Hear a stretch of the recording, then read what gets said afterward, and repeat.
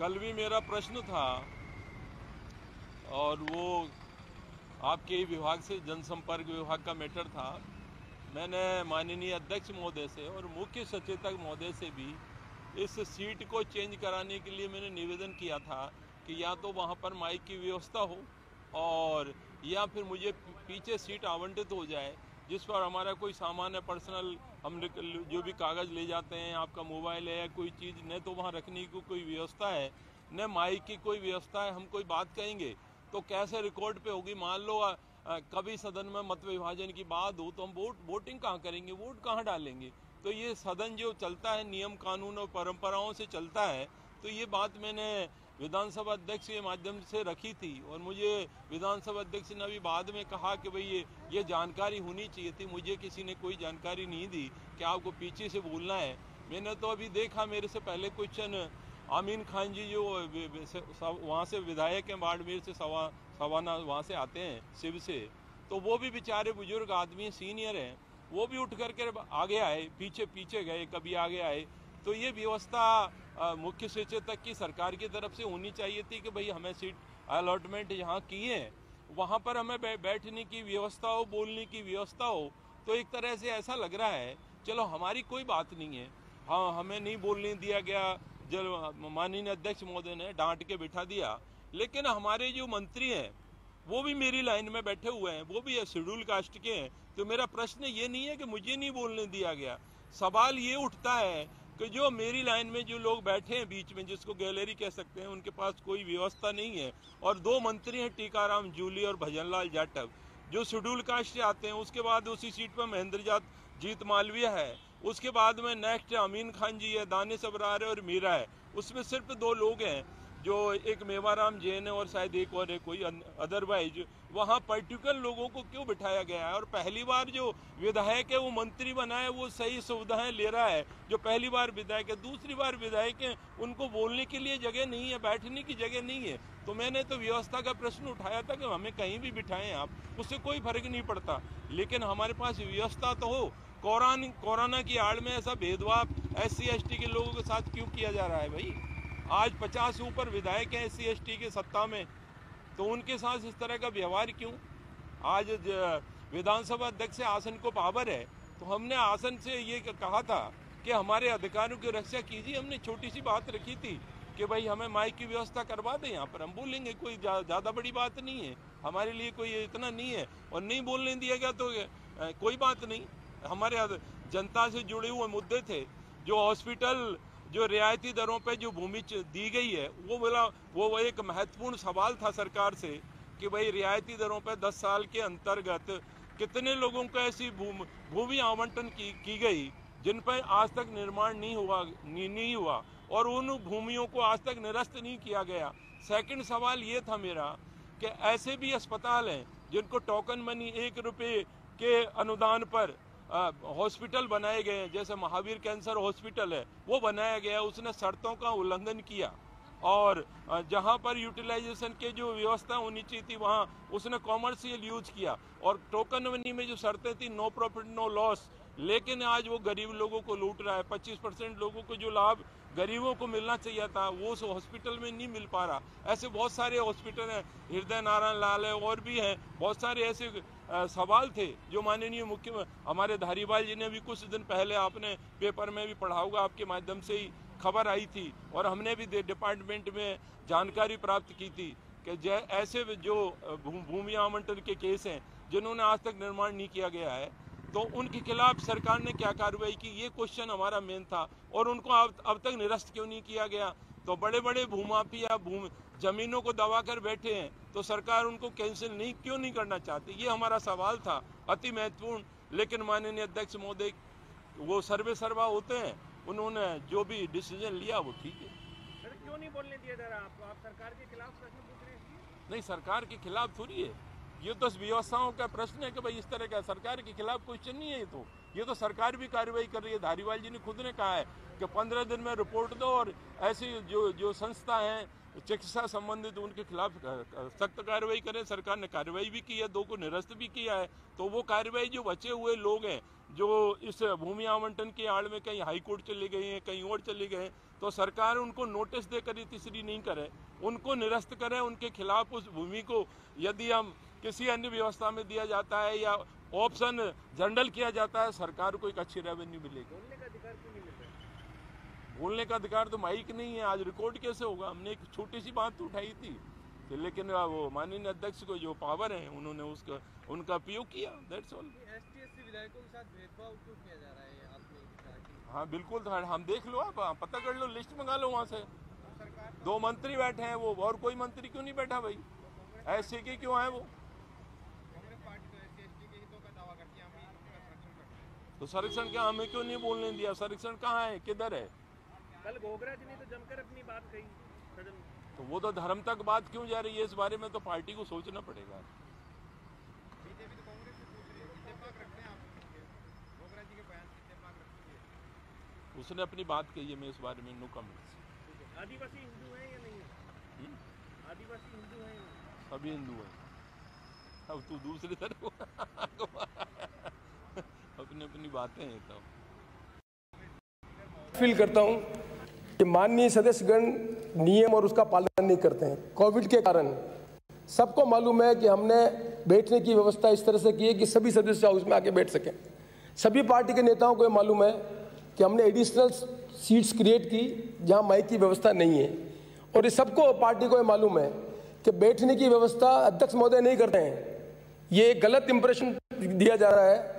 बैठने की व्यवस्था पार्टी के चीफ विप अध्यक्ष को सौंपते हैं। मैंने किसी की बैठने की व्यवस्था नहीं की, कहाँ बैठे कोई बैठे।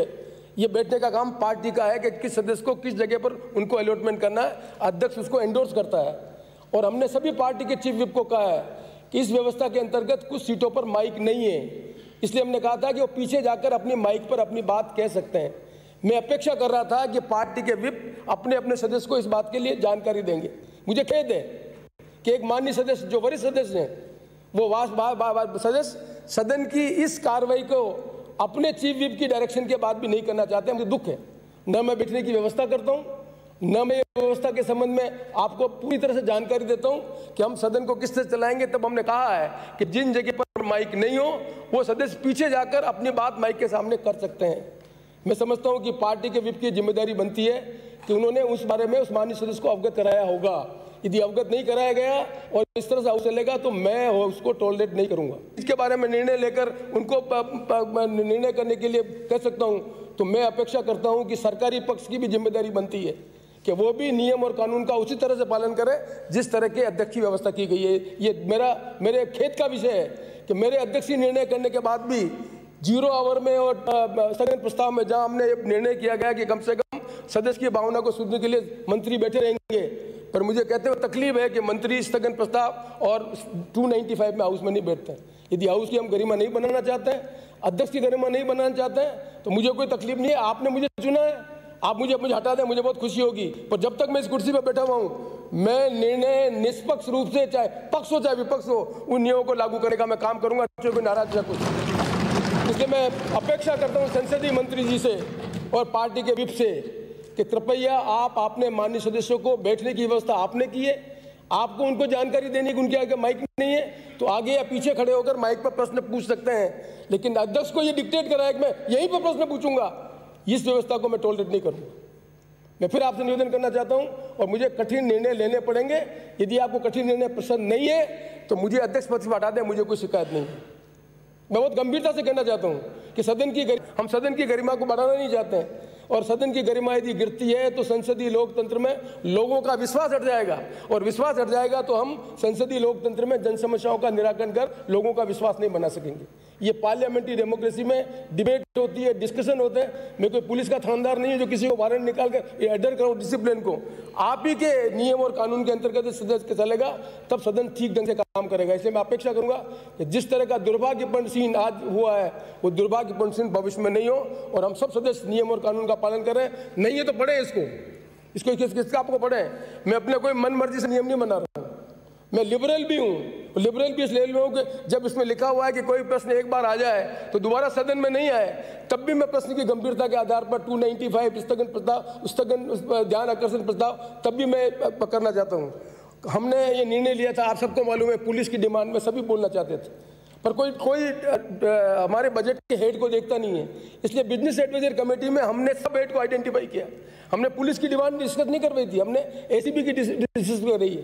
शिक्षा विभाग के अंदर के शिक्षा कला संस्कृति में हमने डेलिबरेटली हायर एजुकेशन को डिबेट करने का काम किया, हमने जनरल एजुकेशन को डिबेट करने का काम नहीं किया, क्योंकि सदन में जो अलग अलग over a period of time जो विभाग में सब हेड बन गए हैं, उस सेब के आधार पर यदि हम चर्चा नहीं करेंगे तो उस सब हेड की गंभीरता नहीं होगी। इसलिए हमने सोच समझ कर हायर एजुकेशन स्कूल के अंदर लिया, एक शिक्षा विभाग में लिया। माननीय गोविंद जी डोटासरा साहब जी, शिक्षा मंत्री जी, इनके मन में भी आया कि आप शिक्षा में क्या कर दिया भाई। हाँ, हमारे 52 साल के बाद शिक्षा कला संस्कृति के हेड बन गए। शिक्षा अलग हो गया, स्पोर्ट्स अलग हो गया, कला अलग हो गई, संस्कृत अलग हो गई। हम शिक्षा कला संस्कृति में जब भी डिबेट करते हैं, जनरल डिबेट करते हैं, जिससे स्पेसिफिक उस पर फोकस नहीं जाता। इसलिए हमने इस बार भी एक कठिन निर्णय लिया कि किस तरह से हम इसको और अच्छा कर सकें। इसलिए हमारा प्रयत्न आप सबके सहयोग से कि हम कैसे इस सदन की गरिमा को बढ़ाएं, और ये प्लेटफॉर्म ग्रीवेंसेज रिड्रेसल का प्लेटफॉर्म हो गया है। ये मेंबर ऑफ लेजिस्लेटिव असेंबली में कानून नहीं बनते हैं, कानूनों की संख्या कम हो गई है। आज़ादी जब बनी 1952 से उठा के देखे, जितने भी लैंड रिफॉर्म के लाभ हैं हिंदुस्तान में, सबसे प्रोग्रेसिव राजस्थान में बने थे। घंटों डिबेट होती थी कानून बनाने की।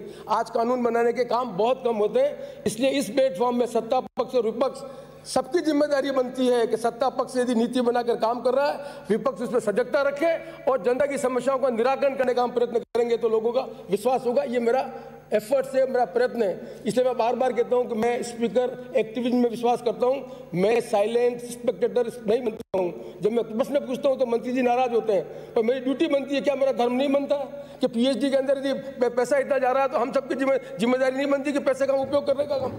ये मैं किसी मंत्री जी के नहीं, पल्ला साहब इतने सीनियर आदमी है, पर मेरे मन में भी तकलीफ है। 174 करोड़ की स्कीम 332 करोड़ रुपए हो जाए और अभी भी कंप्लीट नहीं हो, तो मैं समझता हूं कि हमें निश्चित तौर पर यह सोचा जाना चाहिए। और मैं गंभीरता से कहना चाहता हूं, न हम कमेटी में इंपॉर्टेंस लेते हैं, न हम कमेटी का ध्यान रखते हैं। कमेटी के मेंबर हैं, उसमें हम प्रभावशाली ढंग से काम नहीं करते। सीएजी की रिपोर्ट पढ़े मेहरबानी करके।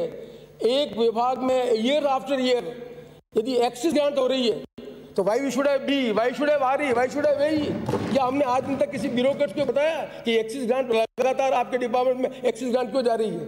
उसका प्रमोशन हो रहा है, वो आगे बढ़ रहा है, लेकिन जनता को पैसे का सदुपयोग नहीं हो रहा है। तो नए सिरे से हम सबको मिलकर इस राजस्थान में हम जनता के पैसे का सदुपयोग करें और सब मिलकर राजस्थान को आगे बढ़ाने का काम करें। इसी का प्लेटफॉर्म ये विधानसभा है। इसलिए मुझे कठिन निर्णय लेने पड़ते हैं। मेरे मिलने वाले जो हमारे सदस्य हैं उनको भी नाराज करना पड़ता है, पर जो जिम्मेदारी नहीं निभा रहे उनको मैं कहना चाहता हूं कि पार्टी को डिसिप्लिन करने की जिम्मेदारी अध्यक्ष की नहीं है, चीफ व्हिप की। पार्लियामेंट्री मिनिस्टर्स को पार्लियामेंट डिबेट कैसे चले उनमें उनकी भूमिका है, अध्यक्ष की भूमिका, रेफरी की भूमिका है। लेकिन दुर्भाग्यपूर्ण ये सब काम मुझे करने पड़ते हैं, ये मुझे मैंने बहुत पीड़ा है।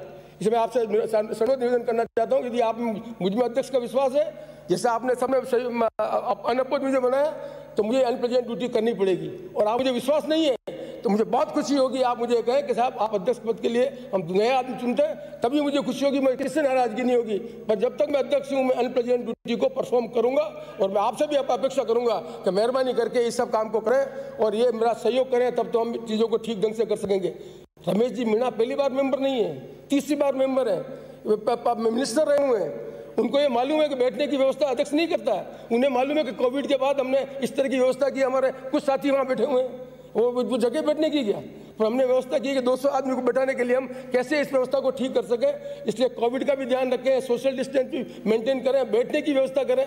उस समय अनप्रेजेंट हमने माइक सबको प्रोवाइड नहीं कर पाए, पर इसके पीछे मंशा नहीं थी कि हम उसको बोलने को डिप्राइव करें।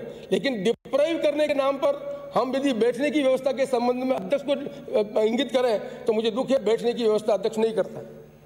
ये फिर मैं निवेदन करना चाहता हूँ, ये गलत इंप्रेशन दिया जाता है कि अध्यक्ष सिटिंग करने की व्यवस्था करता है। सिटिंग करने का काम पार्टी के व्हिप लिस्ट बना के देते हैं, कौन आदमी कहाँ बैठेगा वो लिस्ट अध्यक्ष एंडोर्स करता है। अध्यक्ष ने मर्जी से किसी को नहीं बैठाता।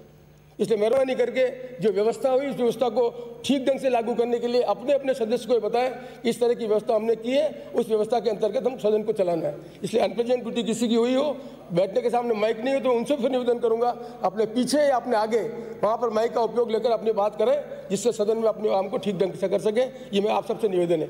और दूसरा मेरा जो कमेंट है, हमारे माननीय सदस्य बातचीत करना चाहे करें, उसके लिए लॉबी है। फील करता हूँ